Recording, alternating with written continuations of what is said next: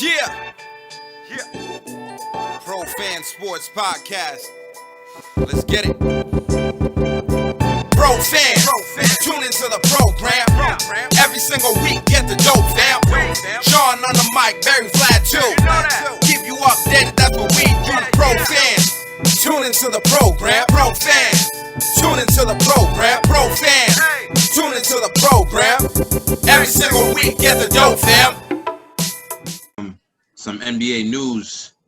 I think, two of the most storied franchises in the league, right? They haven't been doing so well. Both of them are currently at the number 7 seed, and I'm talking about the Lakers and the Celtics, right? But I feel like the Lakers are even more surprising than the Celtics. They got the LeBron James, Anthony Davis, and they got other really good pieces as well. And they're also the defending champions.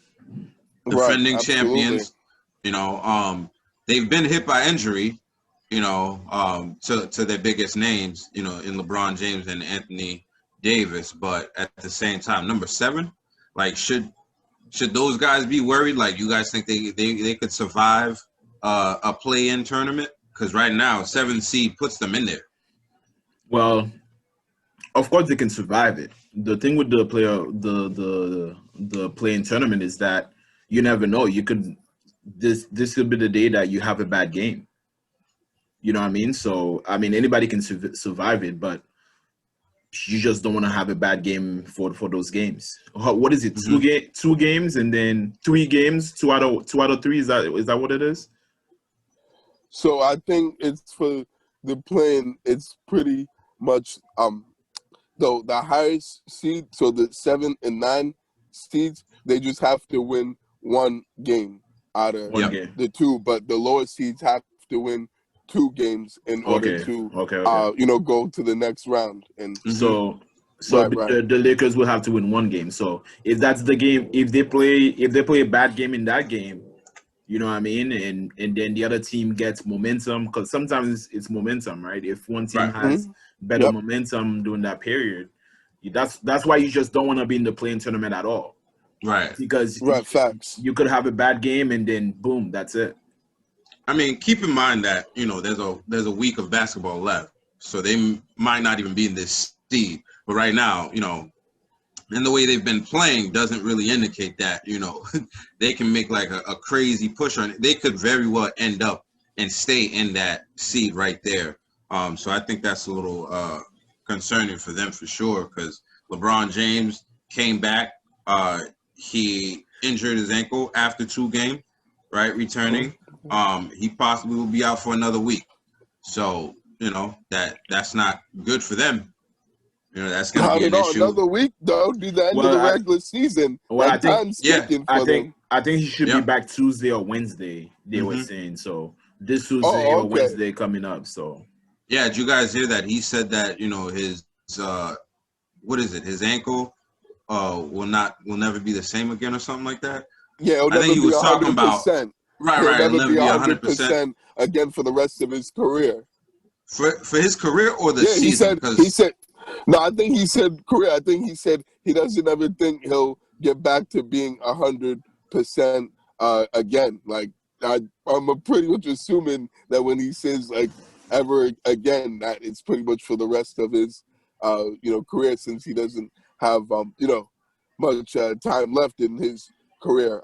So that's how how I took it, and and thought what he meant by saying that statement. But I'm definitely very concerned about the Lakers, and all Lakers fans should definitely be extremely concerned and worried about this team right now. It's been a while that they've been struggling and not playing well and good basketball. I get that their top 2 players and most of their team has had hit the injury bug pretty hard, but even with that, the guys that have, been playing and haven't been injured haven't stepped up and played well and, been able to hold down the fort for, LeBron and AD to be able to, to get healthy. So now they're in a really tough position, and trying to get top 6 seed and stay out of the playing tournament. But Yeah, I I mean, wouldn't be surprised if they end up playing in the playing tournament, and they better be careful because you don't want to play Golden State and Steph Curry right now in the playing right. tournament if you have to. So, Like I said, Lakers got to they get it got together real soon.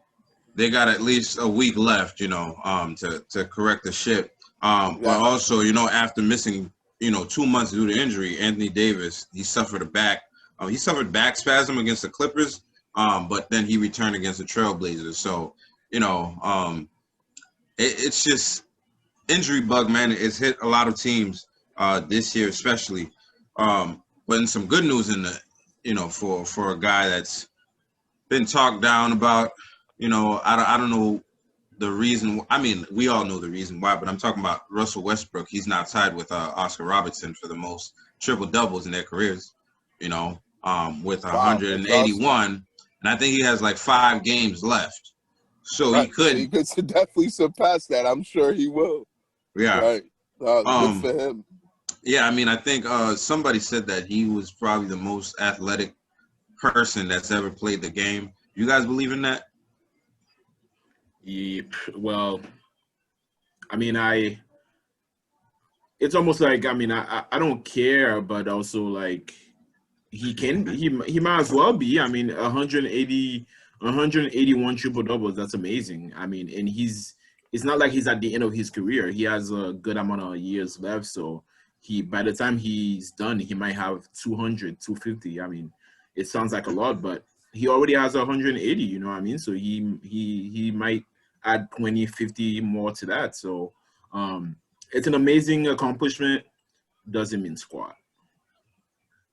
I just Oscar Robertson is not regarded as the greatest player to ever play basketball.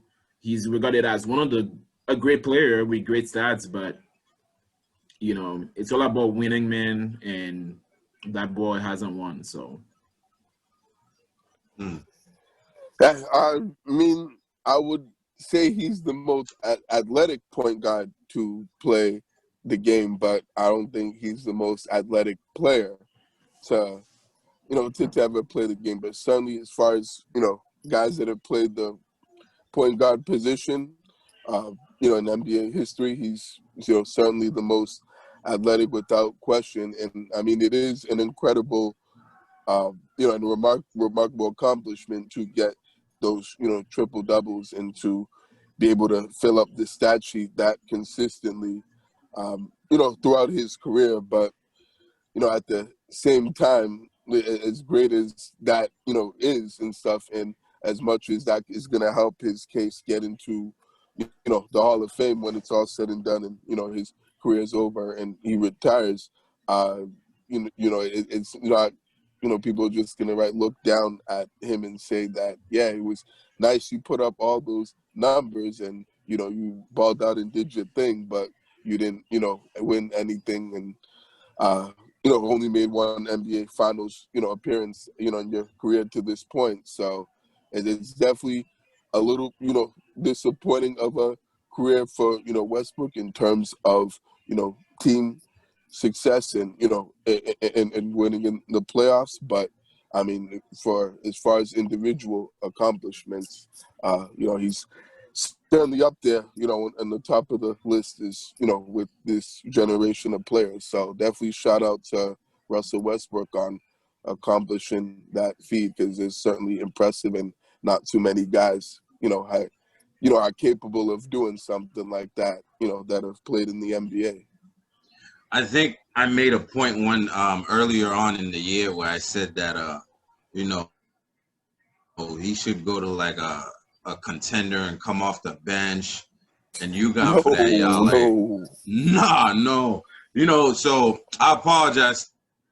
He's doing is pretty amazing. You know what I'm saying? I think a lot of people complain about him padding the stats, and he goes. It's like, man, like you said, if everybody could do it, you would do it. And I think he definitely has an argument for probably being one of the most athletic, one of the most explosive athletes of all time in the NBA, because that boy, when he when he takes that rock and he got that full head of steam, man, he can get through anybody. And he's not like the biggest guy on the court. I think that's why, it kind of like elevates him to be, at the top there, in one of the most athletic I've ever seen anyway. Some of these guys wish they could do some of the stuff that Russell Westbrook does. Like, if you have him on fantasy right now, you're loving everything about him because he's getting pretty. You are chilling, right? Boy, he is getting you points after points on a nightly basis, man. So facts for real. Shout out to Brody, man. For sure. I think another person I'd probably say is just as athletic, if not more athletic, in the point guard position is Derrick Rose when he was young. Yeah, rookie until he, or even blew his out MVP his knees and year stuff. that he had and stuff when he was really good.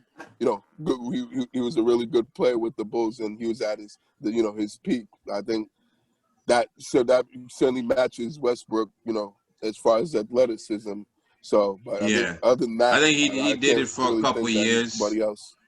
He did it for a couple of years. Westbrook's been doing it pretty much like his whole out career, the gate. right. You know what I'm saying? Right off and the I don't rip, think, right. I don't think Rose could average double digits in rebounds ever. No, in his career. I'm not saying that. I'm just saying in terms of athleticism, right. Yeah, but I mean, he deserves all the respect he's gonna get, man, for everything that he's doing. Another guy, for sure, that we thought his career was over. At some point, I think he thought his career was over, but then he got a little life in the Trailblazers. Carmelo Anthony, he moved into the 10 in all-time scoring list, number 10. Which is that's awesome. Yeah, I think that's amazing, man, and I think it is that's for sure, no doubt. Shout out to Carmelo, man, because big shout out to Carmelo Anthony. I think they tried to do him dirty, and he stuck to his guns, and somebody gave him a chance, and he never looked back. So shout outs to him.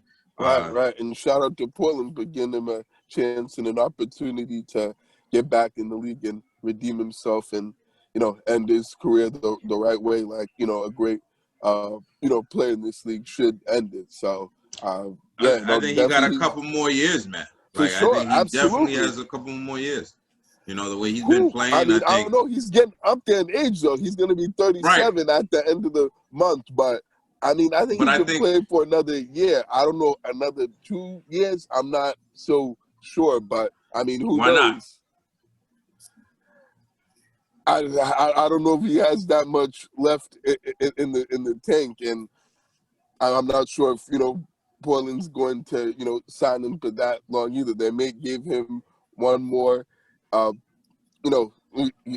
year deal, but I'm not sure if a team's gonna give him like a 2 year deal.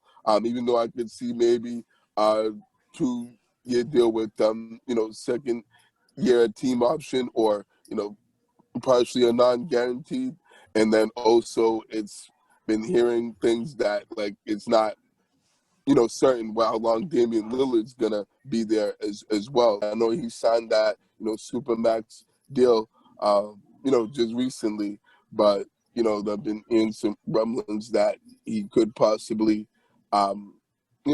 he could be leaving and go somewhere else to another team and stuff. So I think that will also be a big factor because I'm sure if Damian Lillard's not there, then Carmelo's not probably want to not going to want to go back there. So we'll see what happens. We'll see how long he can play for. He may be able to play for a couple years. But I'm not sure if he'll be able to last that long. So we'll see what happens. Yeah. I think if Udonis Haslem can still be playing somewhere, Carmelo Anthony could be, doing. So, Vince he's Carter. Not playing, though. He's just sitting on the bench. I know he's not playing, but I'm saying, like, Carmelo has taken on a role right now. You know what I'm saying? He's doing very well.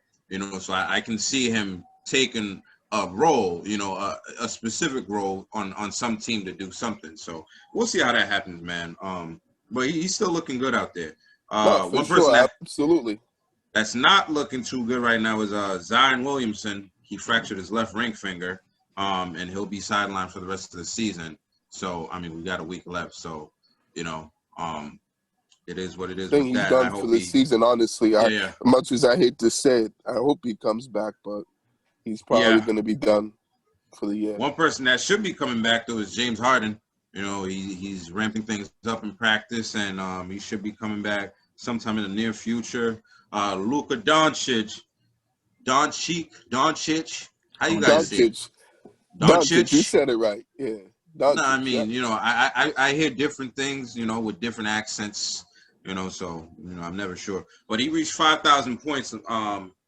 He's already reached 5,000 points. He's amongst the most fastest to reach that out of the current players. So he's doing things, man. You know, he might not look as athletic as everybody else, but he's more savvy than a lot of people. Mike Budenholzer, we probably knew this was coming. The Bucks coach, you know, if the Bucks don't make a deep playoff run, he'd probably be fired from Milwaukee. And I think that's only right, because the guy's been there, he's got no chances, and it's just that time. For sure, absolutely. The NBA G League will have a team in Mexico, I believe, in the 2021 and 2022 seasons. So there's going to be a G League in Mexico, and they're calling it the Capitans. I hope that's how you pronounce it. No, well, it's the Capitanes. Yes, it's Capitanes, and the team already existed. That team plays in the Mexican basketball league already. So they're gonna make it a G League. They're just taking it over. They're just gonna be part of the G League for that season, but that team plays already. Like, they already exist. So you saying for that season, like it's just like an exhibition thing? I don't know. I think for now on they're gonna be part of the G League. Part of G League, like you know, like a farm system kind of thing. Yeah. That'd be kind of nice to get, you know, more foreign players. I actually like the foreign players when they come in and do well in the league and stuff like that. You know, represent their countries. And then you know, I think the more fascinating news: the Nets had lost 4 straight games until they won last night in a comeback against the Nuggets. So you know, they were a half a game above the Bucks for the second seed. I don't know what the seeds are right now, but you know, they're back in the winning column, even though they had to make a big comeback for that. Yeah, no, that was a huge win for them for sure. They definitely needed that that win to get back on track and back in the win column. So, and a good quality win against the Denver Nuggets team, one of the top teams in the West, is certainly good for the Nets. So hopefully they can continue that, you know, playing that well moving forward. Hopefully not. I don't care if they do well. Well, hopefully for them in their case, right? Now, not for us, because we're not Nets fans, but for their sake, and for their team. That's what I was trying to say behind that. So. Yeah, we'll see what happens with that, with how they do the rest of the season and once the playoffs come around. Let's move on to the Celtics, man. Some Celtics news: Jaylen Brown, he's out injured. He got a knee issue, and I think there should be concern there, because you know, he's missing pretty big games, like today's game against the Heat on Sunday on Mother's Day. He's going to be missing that, so that pretty much tells you that, you know, maybe he's dealing with something a little worse than what they're trying to say. How did we forget to say Happy Mother's Day to all the mothers out there? Yo, that's true. Oh, that's man, crazy. Wow. What are we doing? I'm gonna blame that. We're not doing our jobs, guys. I'm gonna blame that. Man. I'm gonna blame that on Barry, because Barry is usually the one to say those things. Yeah, I guess I could. I know I probably should have mentioned that on the show. I'm joking. It's all of us. None of us remember it. So you know what? Barry actually hit me up last night. He's like, "Yeah, we gotta say Happy Mother's Day, you know, to all the mothers out there after our call." So I think we were just eager to get into the episode, and you know, well, we got Mother's Day planned, so we're thinking about, let's do this episode so we can go enjoy our moms and stuff like that. So you know. Happy Mother's Day, man, for sure. You know, Happy Mother's Day to all the mothers. Right. You caught that, man. Absolutely. No, good Yeah. call, Vlad. Good catch for sure. No, they're definitely all the mothers out there. We appreciate you, especially our moms. So happy Mother's Day to all the great, moms that, hold us down and, and brought us into this world. So, What do we you guys got appreciate planned? you guys. Oh, for as far as Mother's Day plans? Mm-hmm. Yeah, I'm gonna go up and see my mom at my family's house and spend some time with my mom. Got her some gifts. Put your mask on. Yeah, I will. I'm sure. Definitely gotta have the mask on around mom, but for sure, right? Gotta make sure mom is safe and healthy and protected as well as the rest of the family. So definitely I'll be masked up and make sure I have that on deck without a doubt. So, but I'm looking forward to seeing the mom and the family later today once we're done recording the podcast. Anything for you, Vlad, for Mother's Day plans? I woke up this morning. I made her breakfast. Bought her some flowers. Before the podcast, I was just cooking dinner.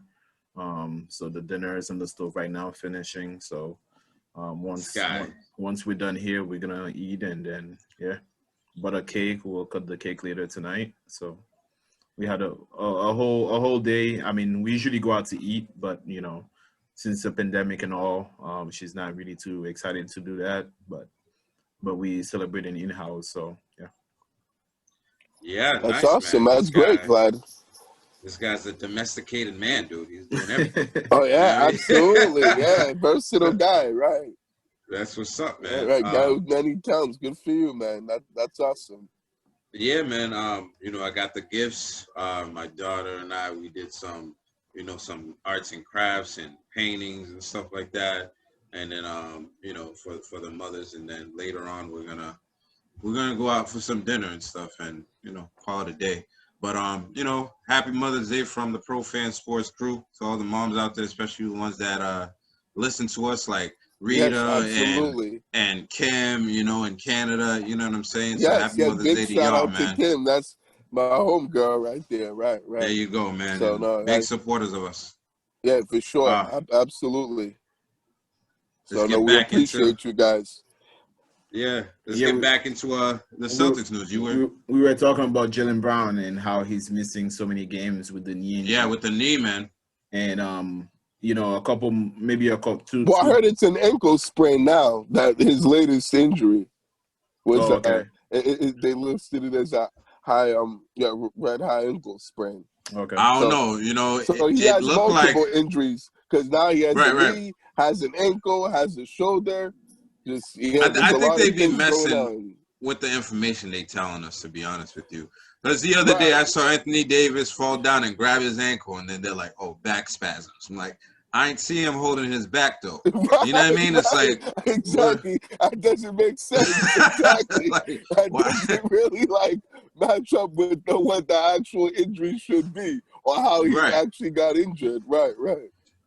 But I think the ankle one makes sense because I'm sure you guys remember him bumping into Jason Tatum at the end of the Blazers game, and and they both hit each other's legs and stuff. So I'm sure his ankle probably rolled and and got twisted when he had that collision with JT.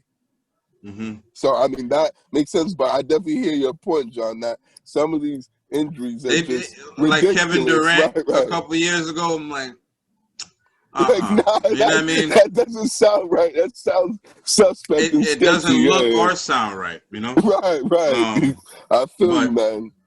Listen, we're not team doctors, so we can't even say nothing.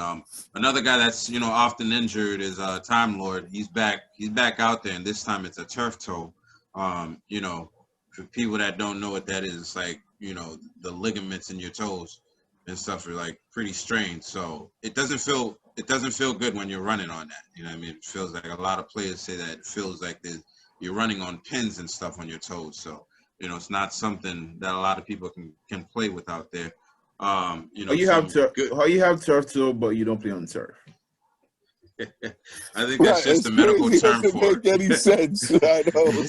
It's just a medical term for it. I thought only You know? football players have, turf toe, not basketball players. Like, Nah. Yeah, that's I think really awkward. A like basketball player having it. John said, it's just a medical the way they refer to the injury. Yeah, Ah, it's just a gotcha. medical term. Okay. Yeah, man. That's going to mean hopefully he gets back to him. You guys know if he's playing today against the Heat or I don't know. I haven't heard any word as far as when he's going to be back on the court. Yeah, I'm not quite sure either. I'm not sure. I'm not sure if he's playing against the Heat. But I wouldn't be but surprised if he wasn't. We definitely need Right, him. Exactly. Right.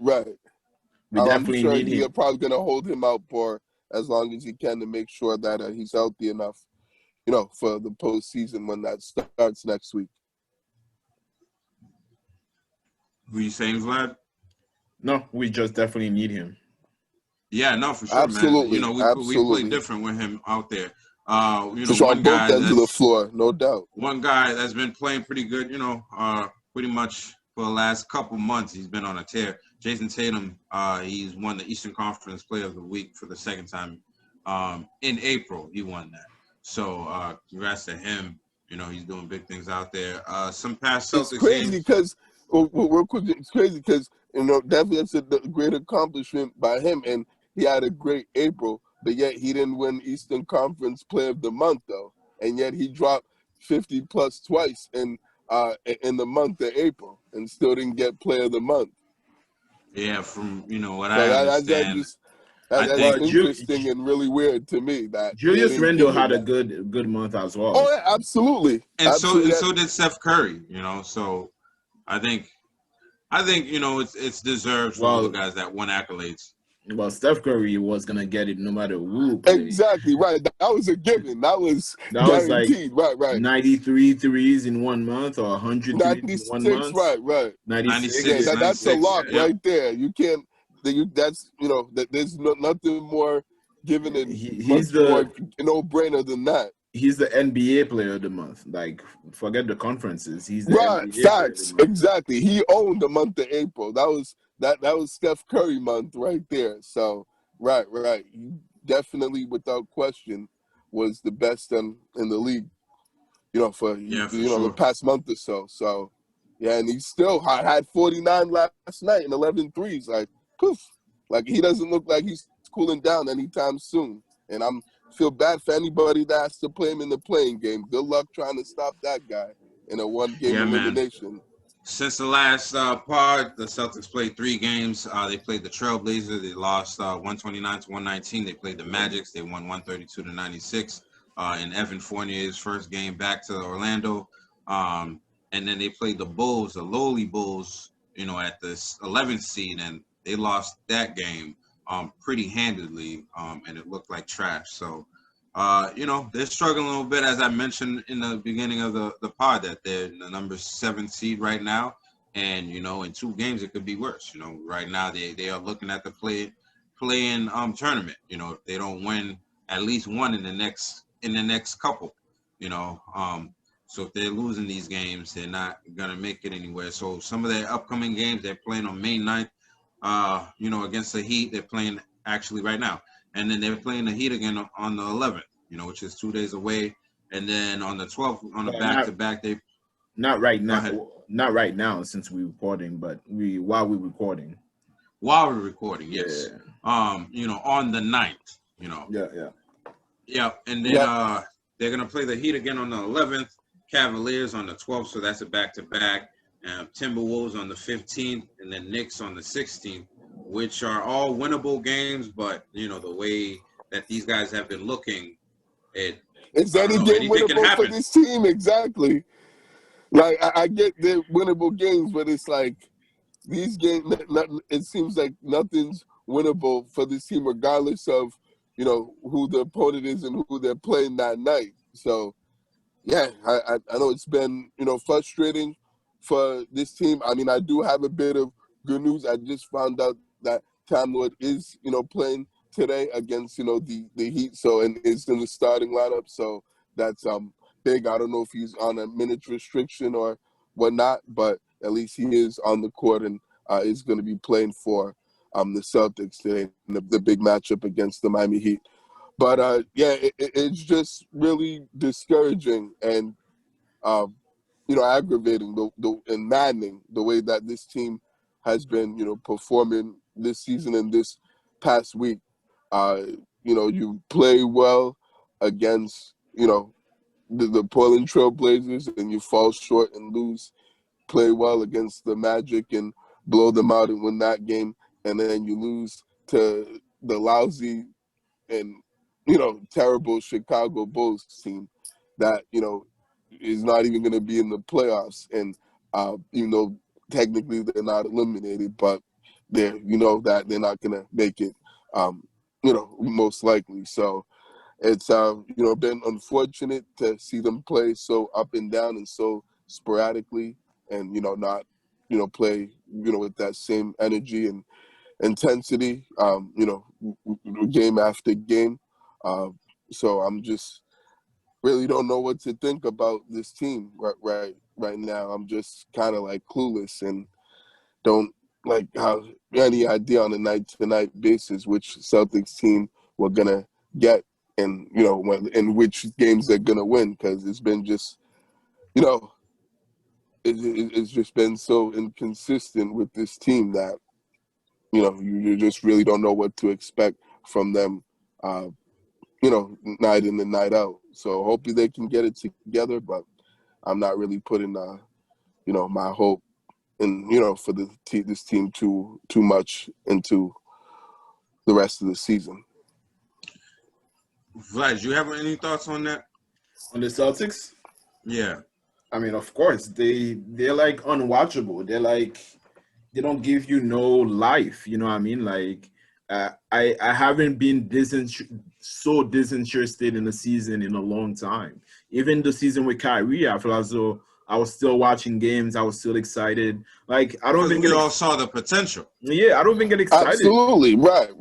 I don't even get excited anymore. It's just this team have been so inconsistent throughout the year that, like I told you guys last week, I've almost even given up on the season. You know what I mean? And I feel as though us Bostonians, we usually don't give up on teams. We usually support our teams and expect them to at least, I don't know, make some kind of noise.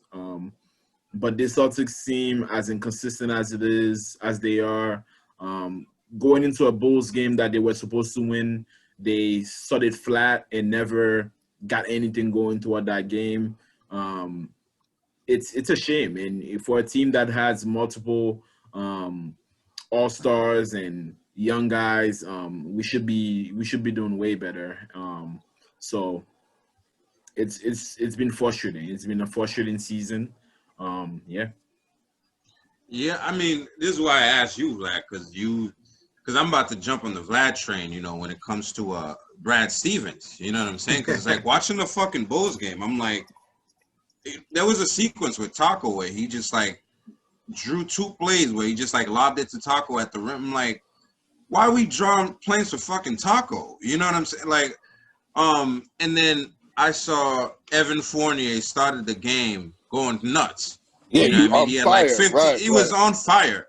And then second half, we don't give him nothing. You know what I'm saying? Like, we don't draw anything up for him. And then even Jason Tatum, it's like the guy just dropped 60. Where was he at that game? Did he even play that game?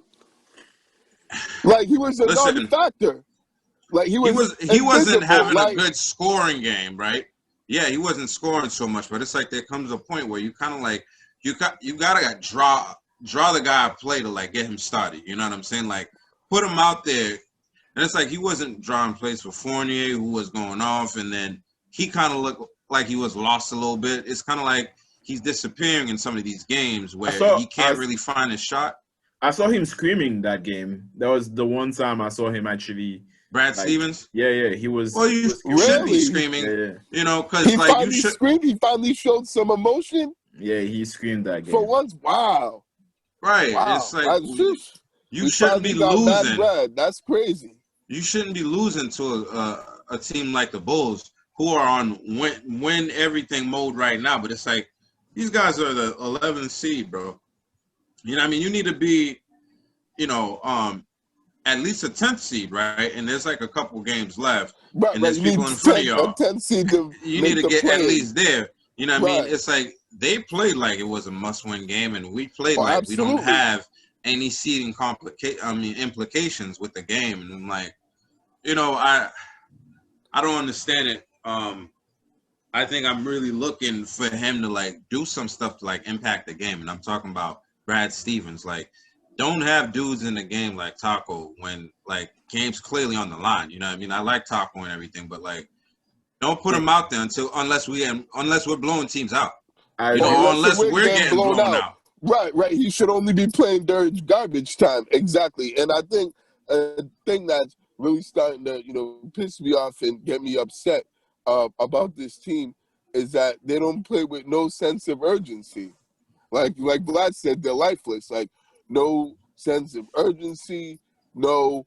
They do it in spurts. Exactly. You know, right. every right, now right. and then. In a short amount of stretches, right, John? Like you said, they don't have that for a full 48 minutes throughout the game, right? They may do it for a few minutes here and a few minutes there, but it's just it's You're like not they gonna pick win and games choose like when that. they do it. Exactly. You're not going to be successful and beat anybody in this league playing like that. I don't care whether it's the Chicago Bulls or whatever trash team you're playing. You still have to go out there and handle your business and and play Celtics basketball. And they're clearly not doing that. And every one of these games matters to them and means something. So the fact that it's just like they're not playing hard and it seems like they're taking games down off or playing to their competition is absolutely astonishing. It's absurd, asinine. And the fact that Brad's not holding guys accountable, what I'm saying, that aren't playing well that he needs to be, is another thing that I'm sure why you guys are frustrated with him as well as I am too. Like at that Spurs game, it got so bad I was almost going to drive to the Garden and give the guy a ride to the airport. And in the middle of that game, like I was that much done with him that if I could, I would have gone right to the Garden, pulled up, and got Brad Stevens and drove him to the airport and have him catch a flight to Indiana because that was just as rock bottom right there. All I want him to do is stop experimenting at this point of the season. You should know what you have and know what your rotation's gonna be. Listen, don't experiment. You know what I mean? Like every game matters, left, bro. And come on, man. Like you said, they play down to their competition sometimes. It's like, bro, you're not gonna play, the Lakers and the Clippers every night, bro. You're not gonna play, Steph Curry every night. You feel me? Especially like Jason Tatum, bro. When you play somebody like the Bulls, it's time for you to feast and eat, bro. Exactly. Like, it's time for you to kill, bro. You know what I mean? Like exactly. Listen, you should be cooking them. For real. Giving them buckets. The Thunder. Bro, you should have had 70 points in that game. He didn't play that game against the Thunder, but I tell you though, on teams like that, like teams that are, that trash and that, awful, you're right. You know what I'm saying? He should be freaking, he should be giving them work and freaking. Lights out, man. Exactly, right. He should be eating and freaking, it should be barbecue chicken, as Shaq says. Kind of like Steph Curry did to the Thunder last night. You know what I'm saying? Right. Just that was whooping ass, bro. He took full advantage of that and did what he had to do. That's they have what nobody. Great players do in this league. They play really well, not only against good teams, but the bad teams as well. And they take advantage of the teams that they know that are better than them. And when they know that they're the best player on the court, they actually play like it. And that's the frustrating thing with Jason Tatum. And it's like, when I notice, I don't know if you guys also notice this with him, that if his shot's not falling and he's not scoring, he's, not really much of a fact in the game. Like he doesn't do other things to have an impact and effect on, the outcome of the game. He's like has his, head down and has like poor body language when his shot's not falling and, and he's having a terrible shooting night. Like that's the thing that I've noticed with him. I've noticed that sometimes. This season. Yeah, I've noticed that sometimes, and I think it I think a lot of superstars actually go through this because they're just so used to like dominating the game, and when it's not working, it's not working. But if you want to be that two-way superstar that you keep talking about, man, when you're not scoring like that, man, you need to be getting blocks on dudes. You need to be getting assists on dudes. Like you need to be setting rebounds. up other guys, man. Right. Setting your teammates up. Playmaking, facts. You have to be Aaron Nesmith. You know what I'm saying? If your shots are not dropping, you got to go out there, with all the enthusiasm. I think that's what I've been talking about. Is those guys need to make that step to become great players. Right now they're just shooters, they're scorers, they're great scorers, both him and Jaylen Brown. Mm-hmm. But those guys haven't made the step to be a good all-around NBA player. And it's like Barry was saying, when you're not scoring, you got to find ways to affect the game, either defensively or just hustling for the ball, getting blocks, getting, you just creating have to for others, exactly. Right, you just have to affect the game in that sense.